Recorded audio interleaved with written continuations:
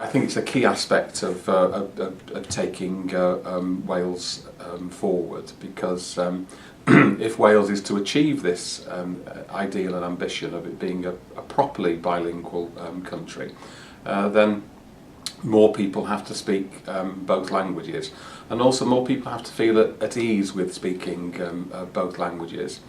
And the advantage it gives to people is that, you know, it's if you're able to speak both languages, then you can use those within the economy, because there are sectors of the economy, and they're much greater than most people admit to, where being able to speak in both languages is a major advantage. So if you're a plumber and you're able to communicate with your customer in either Welsh or English, it's an advantage. In the same way, if you're working in the media, where there's almost an expectation that you've got to have those skills.